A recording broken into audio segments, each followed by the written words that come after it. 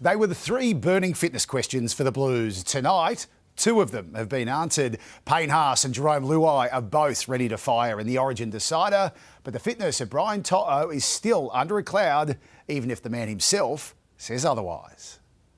They arrived in camp one by one before several united on the training field. An early hit out for those who didn't play over the weekend, the decider on their minds. I think it's everything you sort of dream of as a kid, is first of all representing your state, but then sort of being a part of these big moments, and there's no bigger than a State of Origin decider. Laurie Daly has named the same 17 players who were defeated in Perth. I don't think we've reached anywhere near what we're capable of doing, so that's why I'm sort of confident that this group of players, I was keen to select again and give them another chance. The concern this morning was how many would get there. Payne Haas stayed in Brisbane to receive treatment on his back. Is there concern around Payne? No concern around Payne. He'll be there next Wednesday night. Jarome Luai was hospitalised last week with an infected cut. It's healing, covered up at the moment. I would have showed you. It wasn't covered, but looks a lot better than what it did a couple of days ago. The only worry now for the Blues, Brian To'o, who suffered a knee injury playing for the Panthers. Are you going to be good for game 3? Yeah, I'm all good. I hope. No, I'm all good. It's pretty normal, obviously battered and bruised. But yeah, no, just to put it out there, I'm all good, guys. Thank you for checking up for me. The coaches are more cautious. It's why Jacob Kiraz has been named 18th man. I just got to prepare to play, and if that the worst case comes, like because I'm not playing, I'll be ready. To begin their build-up, a reminder of how much it means. A clinic with 200 kids from the flood-affected mid-north coast. Added inspiration for the State of Origin decider. What'll make him smile more is hopefully getting this win in a couple of Wednesdays' time. Sam Jordan, 9 News. Good evening. An NRL journeyman resurrecting his career on a minimum wage deal at the Broncos will make his Origin debut in next week's decider. The shock selection of Gemmet Shibasaki, one of several bold calls, with Billy Slater also convincing a Queensland legend to end his Origin retirement, and Reece Walsh overlooked for the fullback jersey.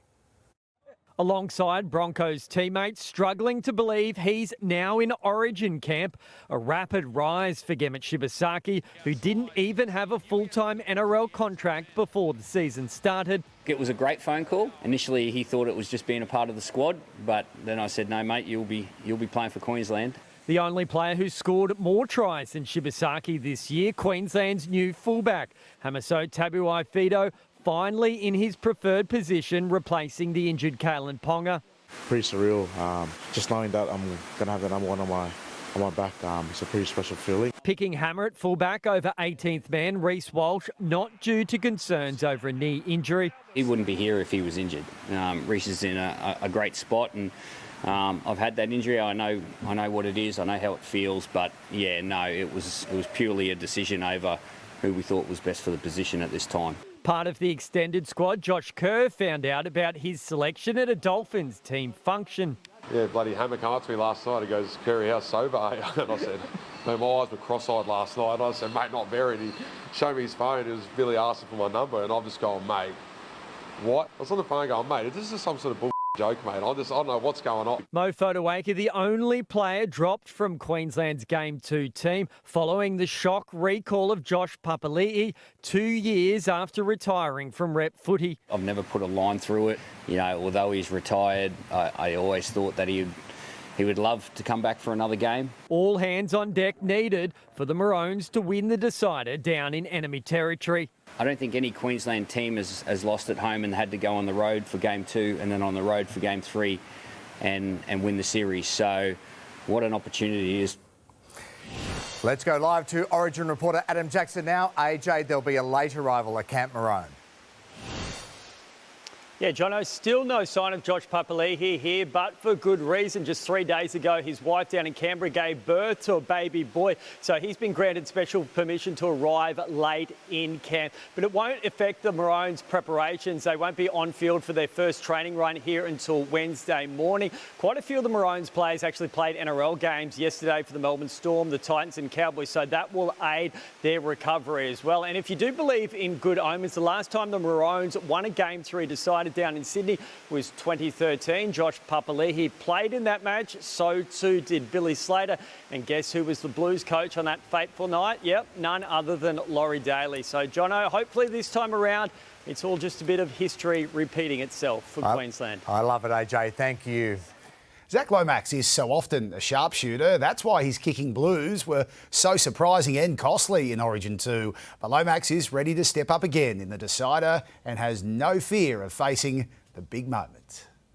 It was the saddest of sights post-Origin 2, Zach Lomax kicking himself after the Blues scored more tries in Queensland but came away as 2-point losers. He didn't miss an easy goal but was too distraught to talk. Today was a different story. I pride myself on being the best kicker I can be, and you know, sometimes, mate, you live or die by the sword when you goal kicking, and mate, and you wear that, and you wear it heavy on your sleeve. And for me, it's, you know, I was disappointed. Is there any part of you that will not want to do it now? Nah, I think opposite maybe. Nah, mate, it is what it is. You know, I'm a goal kicker and I love goal kicking. So for me, nothing will change. Mate, what will be will be. With Nathan Cleary no certainty to kick, Zach says he has no scars. You're not haunted by what happened? No. Good. Lomax has proved himself in the highest pressure situations as a goal kicker.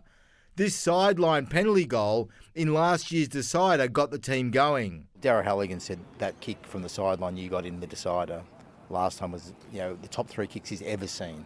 So you've obviously got confidence. Yeah, well, that's it. I mean, you've spoke to me about this before, and now we're speaking about I've missed a couple of goals last game. So, mate, as I said, you can buy into it as much as you want. He's much more than the team's kicker. He's an aerial threat, but he can't pinpoint how he does it. You didn't play AFL as a kid, did you? Nah. Where does it come from, the jump? Mate, I actually don't know. It may be from his fierce competitive spirit. I'm just the sorest loser in the world, but it just... Yeah, so mate, it is what it is. I'll be doing everything in my will to give us an edge on come Wednesday, and that's all I'm focused on. Danny Weidler, 9 News.